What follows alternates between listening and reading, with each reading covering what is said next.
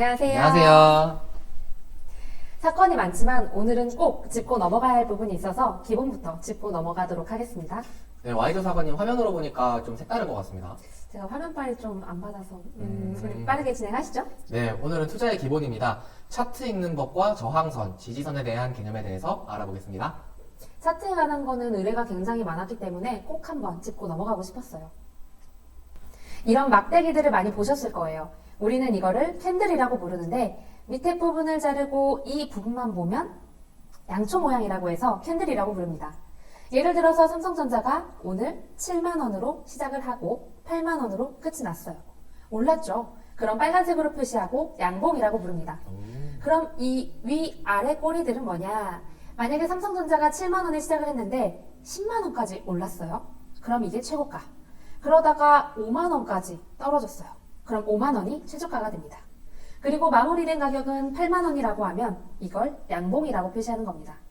반대로 8만 원에 시작을 했다가 7만 원에 끝나면 여기 파란색 막대기처럼 표시하고 음봉이라고 부릅니다. 방금 봤던 막대기 한 개가 하루예요. 한 개 한 개를 쭉 이은 차트를 일봉 차트라고 합니다.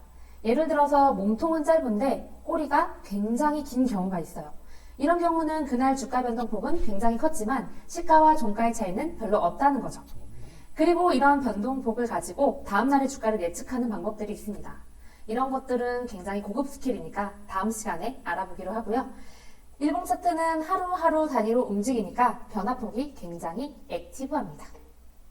반면에 주봉 차트는 이 막대기 하나가 일주일이에요. 한 주간의 변화를 하나의 봉으로 나타내기 때문에 일봉 차트보다 훨씬 완만하게 움직이죠. 월봉 차트는 하나의 막대가 한 달을 의미합니다. 앞에서 봤던 일봉이나 주봉보다 훨씬 더 완만하죠. 인생은 뭐다? 멀리서 보면 희극이고 가까이서 보면 비극이라는 말이 있죠. 일봉 차트를 보면 변동폭이 굉장히 심합니다. 하루하루 보고 있으면 스트레스가 어마무시할 거예요. 반면에 월봉 차트는 같은 기간임에도 불구하고 굉장히 완만한 것을 볼 수 있습니다. 그럼 우리가 일봉, 주봉, 월봉 차트를 보는 의미가 무엇일까요? 투자의 기간에 따라 다른 거예요. 예를 들어 나는 장기 투자를 할 거다. 그러면 월봉 차트를 보고 나는 단타나 수익 매매를 할 거다 라고 하면 일봉 차트를 보면 되겠죠. 이어서 지지와 저항에 대해서 알아보겠습니다. 지지와 저항에 대해서 설명해 드리겠습니다. 먼저 전에 있던 고점과 그 위의 고점, 그 전의 고점을 하나의 선으로 있습니다. 이렇게 이어진 선을 우리는 저항선이라고 합니다. 이 저항선은 주가가 위로 올라오지 못하도록 계속 저항해주는 역할을 합니다. 너 올라오지 마. 너 올라오지 마. 그런데 주가가 이 저항선을 뚫고 올라가는 순간부터 주가는 계속 올라가는 양상을 보이게 됩니다. 다음은 지지선입니다. 지지선은 반대로 그 전저점, 그 전저점, 전저점을 하나의 선으로 있습니다. 이 지지선은 주가가 계속 내려갈 때 한 번씩, 두 번씩 두드리게 되는데 이 지지선은 이 선 밑으로 내려가지 못하도록 지지해주는 역할을 합니다.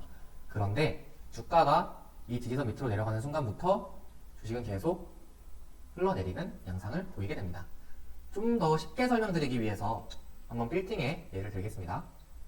우리는 지금 현재 2층에 있습니다. 2층에 있고 1층으로는 내려갈 수 없는 게 바닥이 있겠죠. 3층으로는 천장이 있어서 올라가지 못합니다. 그렇게 2층에서 왔다 갔다 하다가 3층의 천장을 한 번, 두 번, 세 번 툭툭 건드리고 천장에 균열이 생기죠.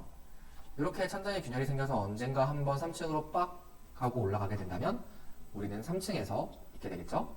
그러면 2층에서 3층으로 올라오지 못하게 했던 천장은 3층에서는 2층으로 떨어지지 못하게 하는 바닥 역할을 하죠. 즉 과거에 있던 저항선이 올라간 다음에는 지지선 역할을 하게 되는 겁니다. 그러면 반대로 2층에 있어서 왔다 갔다 점프를 하다가 바닥에 한 번, 두 번, 세 번 마찬가지로 금이 가고 이 바닥 밑으로 떨어졌다라고 가정을 한다면은 우리가 바닥 밑으로 떨어지지 못하게 하던 이 지지선은 떨어진 다음에는 다시 2층으로 올라오지 못하게 하는 저항선의 역할을 하게 되죠. 이해가 쏙쏙 되네요. 그쵸?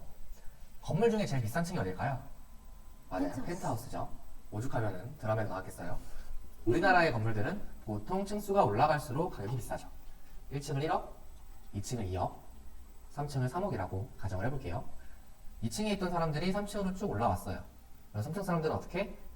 지금부터 우린 친구. 앞으로 내려가지 마. 라고 지지해주게 되죠. 반면에 2층에 있던 사람들이 1층으로 쭉 떨어졌어요. 그럼 1층에 있던 사람들은 얘가 다시 2층으로 올라가지 못하도록 계속 끌어내리는 역할을 합니다. 이게 지지와 저항에 대한 설명이었습니다. 오늘은 투자의 기본에 대해서 알아봤습니다. 차트의 기본, 차트 읽는 법과 지지선과 저항선에 대한 개념에 대해서 알아봤는데 아주 기본적인 내용이지만 모르는 분들이 많아서 정리했습니다. 오늘은 여러분들의 이해를 돕기 위해서 기존과 다른 방식으로 진행을 했는데 앞으로 돈탐정 사무소와 함께 차근차근 성장해 가셨으면 좋겠습니다. 주사관님 오늘도 고생 많으셨습니다. 고생하셨습니다. 감사합니다.